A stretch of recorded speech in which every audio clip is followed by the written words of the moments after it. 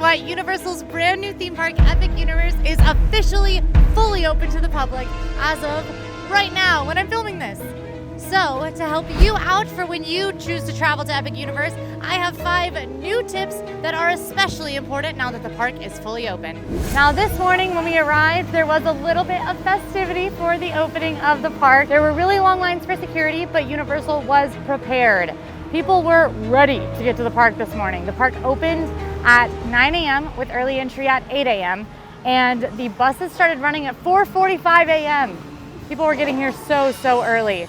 So huge crowds on the way in, but they interspersed throughout the park well, and there were some opening festivities, including little ceremonies at each portal, welcoming guests into those portals for the first time. And yes, there were fireworks. Let's kick it off with one of the biggest and most important changes when it comes to visiting Epic Universe, and that is how to get yourself on Harry Potter and the Battle at the Ministry. This is the most technologically advanced ride in the park. It is also the most popular ride in the park. Today, every other wait is under 30 minutes, and this one is 180 minutes. So you're gonna invest some time in riding this one.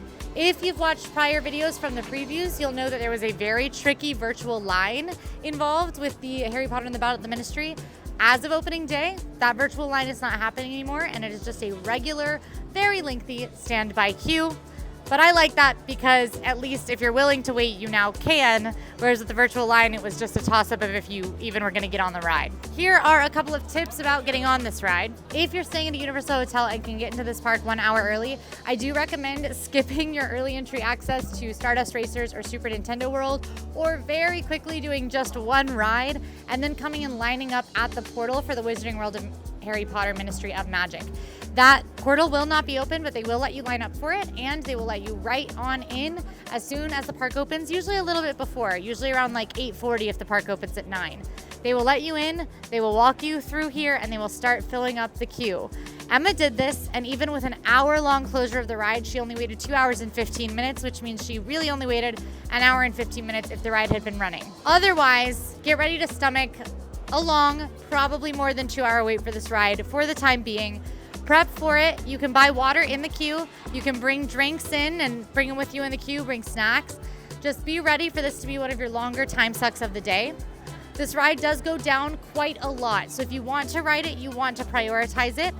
That said, if one track is working, the wait has been about 300 minutes. And if both sides of the ride are working, the wait has been around 150 to 180 minutes. So if you're willing to gamble or not willing to wait 5 hours, then you could see a little in the afternoon if they're able to get the capacity up on the ride if it does start at that 300-minute wait. So regardless, gonna be a huge use of your time to get on this ride.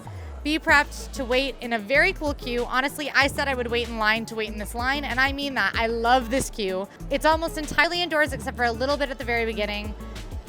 It will just be a long wait. If it is a must-do for you, but you are unwilling to wait in that line, there is another option for you. This ride is not offered with Universal Skip the Line Express Pass, but it is offered if you do a VIP tour. There are several options for VIP tours, and there is one that starts at just $200 per person for a 4-hour VIP tour in Epic Universe, which would mean they would walk you on all of the big rides, including Harry Potter and the Battle at the Ministry, before releasing you to do whatever you want in the park. $200 a person and probably a hefty tip towards your VIP tour guide, so this is a massive splurge. But if you know you have one day in Epic Universe, you're not waiting for this ride, and it's a must for you, I just wanted to share it was an option. But I have to say, I would rather be able to say, yeah, I'll do 180 minutes, or no, I won't do 5 hours, than fighting with that virtual line and having no chance of getting on the ride if the virtual line isn't kind to me that day. So I'm happy with this brutal standby line. It definitely reminds me a bit of the early days of Rise of Resistance, where the ride would go down all the time because it was so technologically advanced, and then when it came up, the lines would be wild. Very similar here. Now, Breedlove did today wait in this line, and he happened to be right next to it when it reopened. So he will talk a little bit about his experience in the ride. Just rode Harry Potter in the Battle at Ministry for the first time on opening day of Epic Universe. This is what happened. First of all, love the ride, but that probably goes without saying. We had a problem today where they got people in the queue this morning at 8 a.m. and at 12:30 p.m.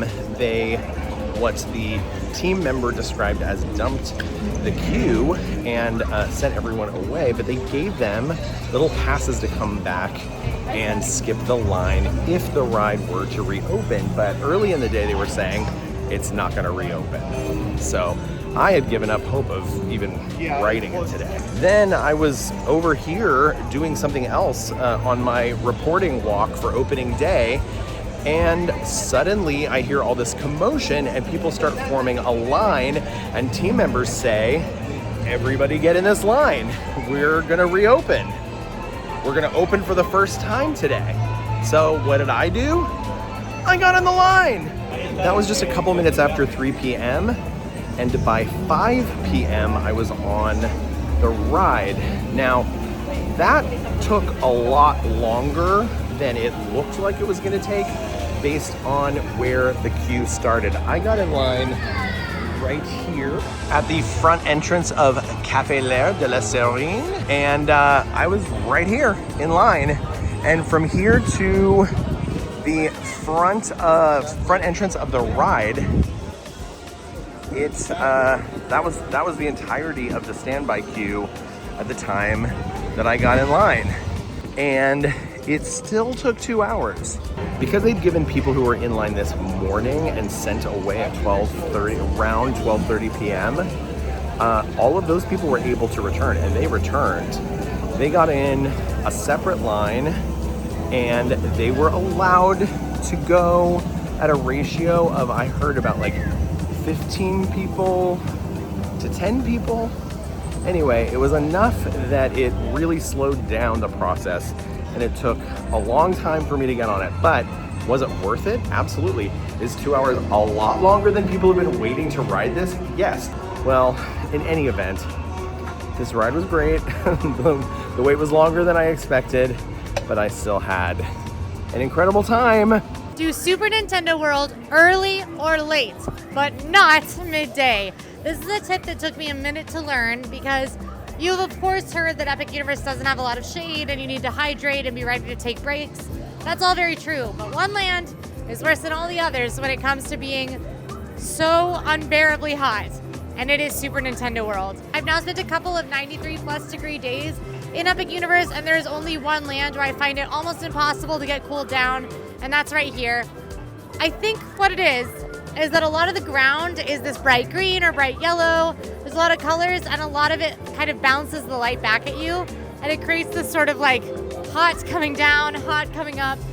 Honestly, I got so hot in Super Nintendo World the other day that standing in the air conditioning for 25 minutes did not cool me down. I did not cool down at all. And I was drinking ice water. Super Nintendo World is a lot of running around as well. There are a lot of stairs. It's a more physical land because you are playing the power-up games and running around and collecting coins.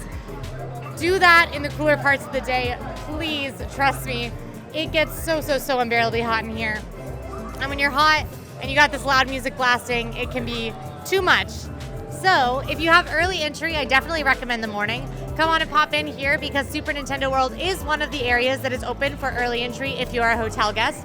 So pop on in first thing. And if you don't, come in here at night. The lights are awesome. They light up the whole land. It still feels like you're walking into a Nintendo game. And even if you come and take a gander at it during the day or come and ride Mario Kart, come back into your power-up game playing at night so that you don't get overwhelmed. Otherwise, you will suffer. I have suffered in here.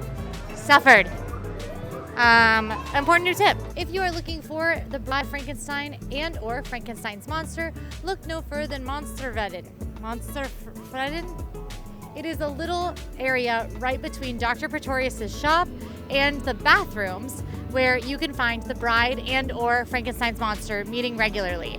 They meet at designated times and you do line up to meet them here. Looking to find the Invisible Man? Look in the area of Das Steakhouse under a sign that says the Lion's Head. This is where he can often be seen lurking or coming out to mess with the folks visiting Darkmoor. There are monster hunters you can meet aplenty at Burning Blade Tavern, whether you are inside the pub or outside. You might have a monster hunter approach you and give you some tips about how to stay safe in Darkmoor. And of course, last but certainly not least, is everybody's favorite mad science assistant, Igor. If you want to meet Igor, he can be found a couple of places. He does roam. He can be found in the graveyard right as you're entering the land. Sometimes he can be found moving from the graveyard back towards his cart. His cart is backed by Curse of the Werewolf in kind of a corner. You'll see body parts on it. That's how you know it's Igor's. Sometimes he'll wander a little in front of Curse of the Werewolf, but most often he hangs out between the graveyard and his cart before going in by his cart. So look for Igor. The easiest way to find Igor is to listen for screaming. He yells and he screams a lot. And if you hear like dramatic, funny screaming, it's probably Igor. Follow that sound. In the Wizarding World of Harry Potter, if you want to meet the exchange students from Hogwarts, Ilvermorny, and Beauxbatons, you can find them wandering all throughout the land, so just keep your eyes peeled. They always travel in the trio. Cosme Akajor can be found outside of her shop or inside her shop. Again, this is wandering, so no set times for this, but keep your eyes peeled. She is fabulous. She is the wand maker in Wizarding World of Harry Potter, and I love talking to her. She can even tell you what wand might be right for you based on your personality. And there is also an Auror wandering sort of the back area of the Wizarding World of Harry Potter. If you are facing Le Cirque Arcanu, you want to turn right, and you just might see an Auror back in that section. Just be careful. I did almost get a wizarding ticket from the wizard cops, which is what Aurors are. So, make sure you have your wand permit, which I guess is a thing they need in 1920s Wizarding Paris. Super Nintendo World makes it easy. All of the characters here are timed meet and greets. You can meet Mario and Luigi together right in the middle of the land on the bottom floor, or you can meet Toad there depending on what time you go. Donkey Kong meets at his treehouse, and be warned, Donkey Kong is a bit rarer of a meet and greet. He has fewer times typically, and he's out for shorter amounts of time. So if you want Donkey Kong, make sure to prioritize him. And then you can meet Princess Peach up in the gazebo near her castle. A little shout out to Celestial Park. There are wandering statues in Celestial Park that you can see over near Oaken Star Tavern, so keep your eyes peeled for them because they are pretty cool. And then finally, in Isle of Berk, there are a number of characters. If you want to meet Hiccup and Toothless, this is one of the most popular experiences in the park. He does have a paddock where you can meet Hiccup right between the Untrainable Dragon show and Spitfire Grill. So you're going to turn right and then right again as you go into the land. Roughnut and Toughnut do wander up near and inside the Mead Hall and Fire Drill, their ride. Astrid and her dragon Stormfly will sometimes wander throughout the land, and sometimes they can be found meeting near Hiccup and Toothless. And sometimes you might meet Astrid with Toothless. One of my favorite meet and greets is Gobber the Belch, who is the blacksmith, and you can find him meeting at the smithy directly across from the Mead Hall. And perhaps the most exciting meet and greet is with Toothless's kiddos, the Nightlights. These little dragons are surprisingly realistic. They are very, very cool to see in person. They dance, they pose, and they hang out with you Vikings. So very, very fun characters all around Epic Universe. You don't want to miss them. This one is one of my favorite tips that I get to give you, and these are hidden gem restaurants that will save you time, pain, and money. When Epic Universe is busy, as it has been through much of the previews and likely will be during the summer, the restaurants can get incredibly long lines, especially the more popular ones that you've heard a lot about. Think Das Steakhouse, Café L'air de la Sirène. And Pizza Moon, they love that. So I want to talk about a few hidden gem spots that can save you time. Right behind me is one of my favorite restaurants in the park. This is Meteor Astropub. Meteor Astropub is a whimsically designed casual pub space that even on the busiest days that I've been in Epic Universe, I've been able to find a table close to peak meal times. Now, I do recommend eating off peak meal times in general, but if you are starving and everywhere slammed, try out Meteor Astropub. The food came out fast, and it's pretty darn good. I particularly like the burger and the Celestial Park specialty beer called the Speechless Astrologer that you can get here. You can also walk in and go right to the bar to get that beer as well. While we're talking Celestial Park, there is also a hidden bar that you might not know about that, I'm not kidding, team members begged me to get you guys to go. So I really enjoyed the drinks there. They're a little more upscale, and it is at Aquaria Bar. Now, this bar, you could actually go in, get a drink, grab a seat, and chill out in the air conditioning and drink out of actual glassware, which is few and far between in a theme park. And that's because Aquaria Bar is the bar that is inside the Atlantic restaurant in Celestial Park. So I definitely recommend this spot. The drink I had here was wonderful. So swing on by Aquaria Bar, awesome bartenders, and it is a full bar, so they'll make you whatever you want. And again, real glasses, not plastic. You probably know about it, but I do want to put you onto Le Gobelet Noir in the Wizarding World of Harry Potter Ministry of Magic. Café L'air de la Sirène gets a lot of the flowers, and that is because it is very, very good. But Le Gobelet Noir is huge with tons of dark, cool, indoor seating and hearty, filling, but not stuff that makes you feel gross, German food to eat. So I really do love this spot, and you won't believe how much indoor seating there is in here. Isle of Berk doesn't have any hidden restaurants per se, but I will have failed you if you are waiting in line at Hooligan's Grog and Gruel for a mac and cheese cone. These viral mac and cheese cones are so popular that Emma literally waited in a line for 1 hour for them. Yikes. I need you to know you can mobile order these bad boys from Spitfire Grill. Mobile order. Hit I'm here when you want to be like kind of in the area. And then when it's ready, just walk up and grab it. Do not wait in an hour-long line. Mobile order your mac and cheese cones from Spitfire Grill. Goodbye, hooligans, grog, and gruel. See you later. That line is for people that don't watch All Ears. This is kind of a little bonus. In Darkmoor, the Burning Blade Tavern does have a secret drink called the Crossbow. This is made with Strongbow cider mixed with the Darkmoor mead, so a great way to try the mead. But if you're not that into super high alcohol content or you're a little nervous about having mead for the first time, mix it with something a bit more familiar, a cider, and it makes it a little bit more drinkable for some folks. And if you really want to break from the sun and the crowds in the park, then pop on into Helios Grand Hotel right behind me, over there. There are 2 restaurants in here. One is a full table service, but I recommend heading up to the rooftop bar, Bar Helios. Now, I do recommend reservations for this one, but I was able to walk in and only waited about 15 minutes when I came for fun one day to Epic Universe. So, you know, maybe you could get lucky as well if you go at kind of a weird time, like 3:30 or 4, right when they open. This spot has small plates and really delicious, really unique drinks that match the theme of the hotel. Just be warned, it is on the pricey side. For 2 cocktails and a half dozen oysters, it was about $92 when I went, so be ready to splurge. After tip, but be ready to splurge. This is a location where we're gonna talk about my other new tip, which is how to handle high impact rides. There are a number of high impact rides. This one is the most dramatic. This ride did cause me to literally bleed, and I will explain in just a moment, but I wanna talk about some of the others first. Just behind you, actually, don't look. You looked! Just behind you, actually, is Hiccup Swing Gliders. This coaster, though geared as more of a family coaster, does have a lot of G-forces. For me, it is a bit too intense, actually. It's a ride that I find more intense than all of the other coasters, including Stardust Racers, because I don't like positive forces that push you into your seat, and Stardust Racers has more negative forces that lift you out of your seat. This one does have positive forces, can give me a bit of a headache. The speed on Stardust Racers can also do a bit of a headache. Emma gets tense on that ride because of her fear of heights, and her neck tends to hurt. So some of these rides, if you are a little more, you can get shaken up a little easier, they just might do that to you. You need to be aware of potential motion sickness on Harry Potter and the Battle at the Ministry, as well as Monsters Unchained, although I am prone, my dad is prone, and neither of us had issues. So that's very good, except for some minor nausea sometimes. Curse of the Werewolf, a lot of spinning. So just be warned, if spinning is something that sets you off, you might want to skip out on Curse of the Werewolf, although it is very fun. Minecart Madness is our herky-jerky coaster in this park. It will shake you about quite a bit, so if you have any back, neck, shoulder problems, anything like that, steer clear of that one. But a surprising one is right here behind me at Dragon Racers Rally. And this one doesn't have to be intense, but it can be really intense, because I guess we can film and see if anybody does it. So basically, you control your ride vehicle, and if you get enough momentum going, you can do a barrel roll. Now, I've been trying to do this. It took me 3 rides on the ride to be able to do it. And when I finally did it, your head presses up against the restraint.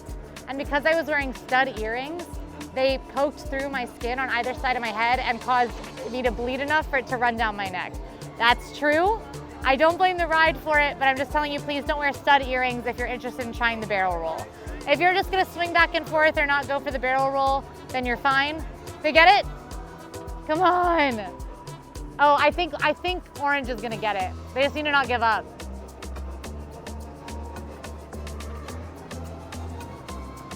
They lost it. They were in the momentum and they lost it. It's tricky. If you want tips on how to do the barrel roll, I can tell you, watch our perfect day video. I'll give all my tips in that one. Now, I've got one little special addition to this video because the park did open today, the day that I'm filming, and yesterday. I had the wonderful privilege to go with Emma to the grand opening ceremony at the park last night, see the drone show and the fireworks, and just celebrate the opening of this park. It does make me a little emotional because it is such a wonderful opportunity that I get because of you guys. So I want to finish this video out by showing you a bit of that show and with a little message from me and Emma. We just watched the Epic Universe opening ceremony. I cried. I didn't, but I was really stressed out. That's incredibly fair.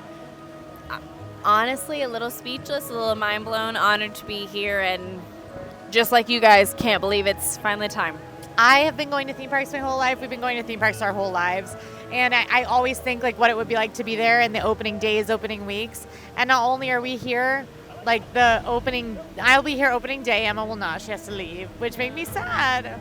But anyway. Tears in my eyes as well. But Emma will not be here opening day, but I will be here opening day. And we are both here to watch the opening ceremony at this that we were invited to. And I'm so incredibly grateful. You guys are why we get to do this. That's why we do this, because we want to be able to share all the tips. I've been to Epic so many times, which I'm incredibly grateful for, and I'm working really hard to make sure that we can share everything that will make this park incredible when you spend your money to come here. And we're so grateful that you guys watched and are here, and the opening ceremony was incredible. I hate when people cry on the internet, so I'm going to do it. And I've done it many times, and I've done it well before now. But I think Quincy said it all. Just very grateful and very in awe that you guys want to join us, and I hope that you guys have fun with us, and this was incredible, and I hope that you guys felt it through what we get to do, that you let us do. We truly love you guys. Love you, love you, love you. Thank you so much for watching, and I guess I'll see you in the morning for opening day. And I'm sorry I cried on the internet. That stinks. I did it too. If we both did it, it cancels out. True. If you're still here, like this video and drop this secret code in the comments so we know you made it all the way. And don't forget to subscribe. We upload tips, games, challenges, and more from Epic Universe and beyond 7 days a week, because we're serious about fun here. Thanks for watching, y'all. I'll see you next time. Bye.